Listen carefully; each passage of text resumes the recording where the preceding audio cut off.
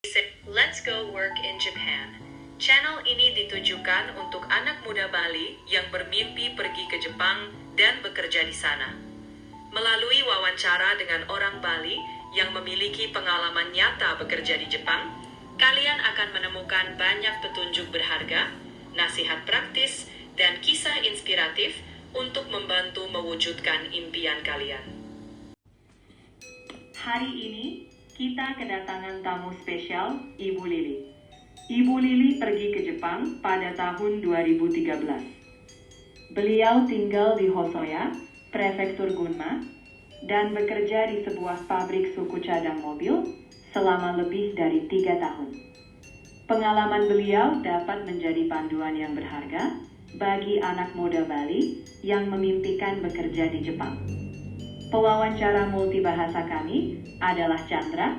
Beliau fasih berbahasa Bali, Indonesia, Inggris, dan Jepang.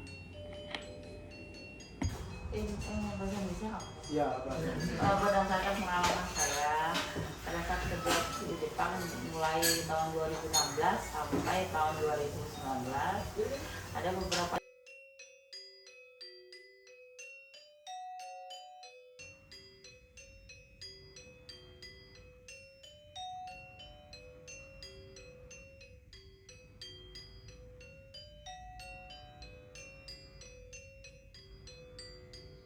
mana itu kota Hosoya di Gunma.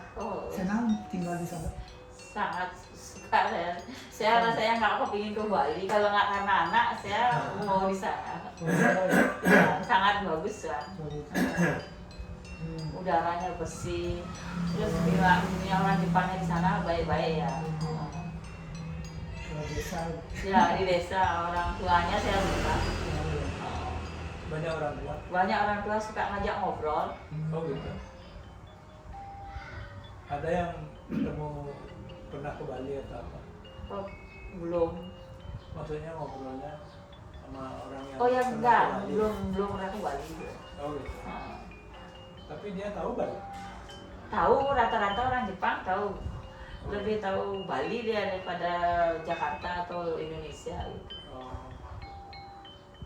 Ya.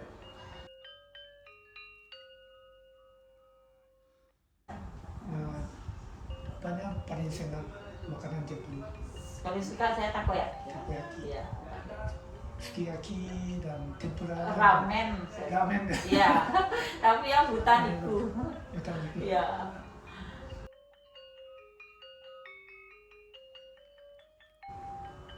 Apanya paling senang Saya tinggal hidup di Jepang? oh, Kalau gini. kerja dan hidup di Jepang.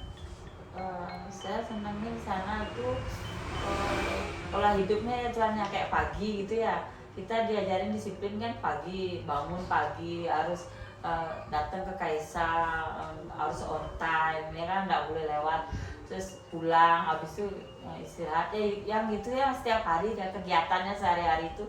Terus itu yang pertama, nah kegiatannya tetap gitu ya. Terus yang kedua karena udaranya di sana bersih, jadi saya jarang sakit di sana. Hampir nggak pernah sakit. Jalan-jalan. Ya jarang sakit karena sehat di sana, makanannya sehat. Nah, di sana kita kalau misalnya mau beli makanan tuh nggak usah takut ya, ada apa tuh pengawet atau borak atau apa makanan apa zat-zat berbahaya. Kalau di Jepang kan benar-benar gini, makan apa kualitasnya bagus makanan. Jadi itu mungkin penyebab dia kita jarang sakit di sana. Nah,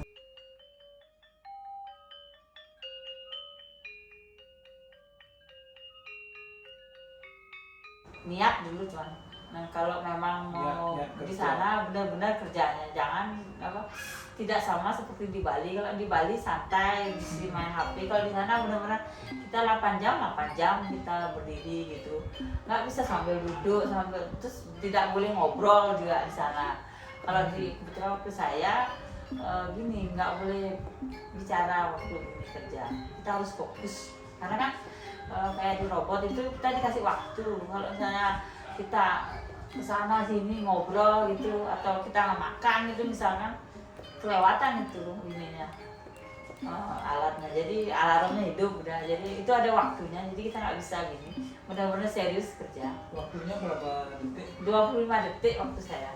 Jadi itu dari waktu itu saya. Ini juga bio. Ya, jadi satu hari harus bikin 500 produk minimal. Waktu saya maksimal cuma bisa bikin sampai 700. Waktu saya. 700 Ya, bisa. Itu tapi nggak berhenti nggak gini. Lebennya besar ya? Hah? Pertama, ya itu lah makanya saya waktu hari 3 bulan nangis saya tuan tiap hari karena berat ya kerjanya ya. Terus kalau kayak Barang itu seberapa berat? Ya. Berapa kilo? Enggak berat sih, nggak sampai 2 kilo, cuma kan harus cepat dan benar naruhnya. Kalau misalnya nggak benar, hidup juga gininya alatnya. Nggak mau gerak dia robotnya. Salah masang kebalik itu terus tuh, juga harus gitu cepat, harus ngecek juga kita ada cacat apa enggak gitu. Kalau lolos sampai terkirim ke apa pindah Kaisa misalnya sudah ke gudangnya Nissan Subaru atau Nissan kena SP kita gitu. Jadi benar-benar sempurna kerja. Oh, bagian mungkin quality control itu. Ya itu dah makanya. Sampai di sana kan ya seperti A, B, C.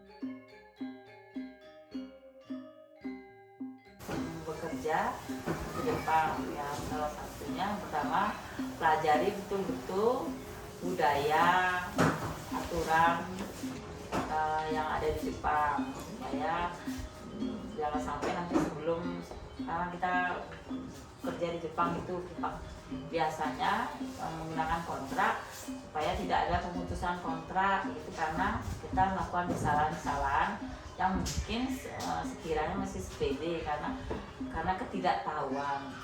Itu yang kedua, itu kita belajar benar-benar bahasanya ya kan, karena bahasa pada saat kita pelajarin di LPK atau di tempat khusus sama bahasa ketika kita sehari-hari di sana tuh benar-benar ada perbedaan gitu. Terus yang ketiga, sebaiknya sebelum berangkat ke Jepang bekali diri dengan skill sertifikat. Jadi kalau kita punya kemampuan apa itu kita explore, kita kalau bisa mendapatkan sertifikat itu lebih baik untuk mencari pekerjaan di Jepang.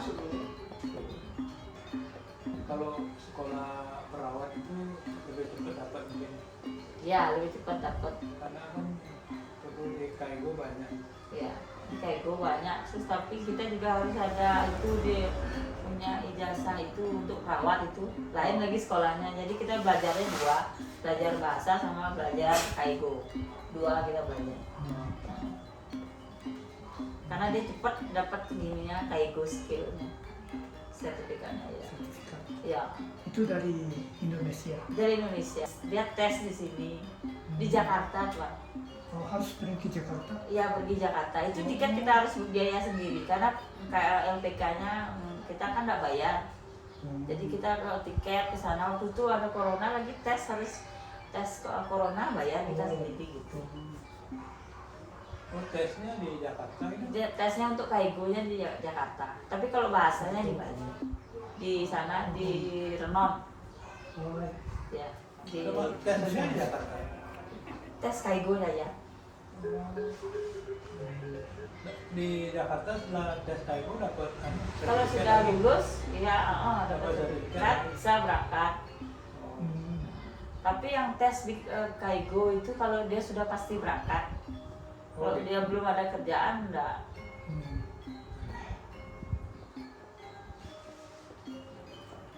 Kamu usaha IPA itu